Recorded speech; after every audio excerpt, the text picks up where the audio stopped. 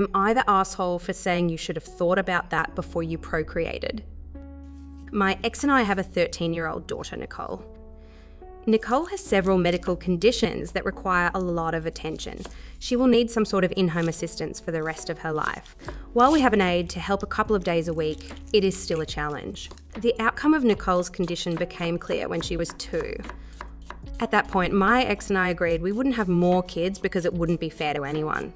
There'd be no way we could focus attention on 2 kids. Someone would lose out in this situation. We divorced when Nicole was 5.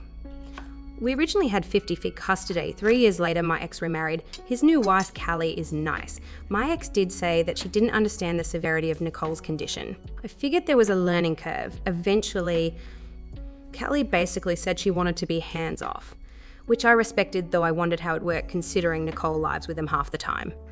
Last year, my ex and Callie had a baby. I was a little surprised given my ex was always firm on not having more kids but figured it wasn't any of my business. He did begin to complain that it was a lot of work juggling Nicole and the baby. I sympathised but really didn't know what else to say. Recently, the venting got worse. He said Callie yelled at him for taking Nicole to her physical therapy appointment instead of helping her with the baby.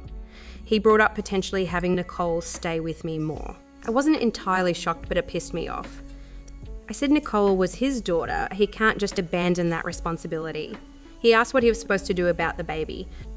I said maybe you should have thought of that before you procreated. I mean, really, we discussed this 10 years ago as to why it'd be hard to juggle 2 kids. Why did you think having another would be a good idea? He got quiet and said Callie wanted a baby. I said that isn't enough of a reason and maybe he should have thought harder before bringing more life into this world. The conversation ended with me saying, I'd call my lawyer and we could arrange for him to have less custody, as I'd rather my daughter be properly cared for than be viewed as a burden. And Callie called me that night very upset that I had made my ex cry, and that I said her baby shouldn't exist. I said that's not what I said completely, more that they didn't think it through. She called me a jerk. Am I the asshole?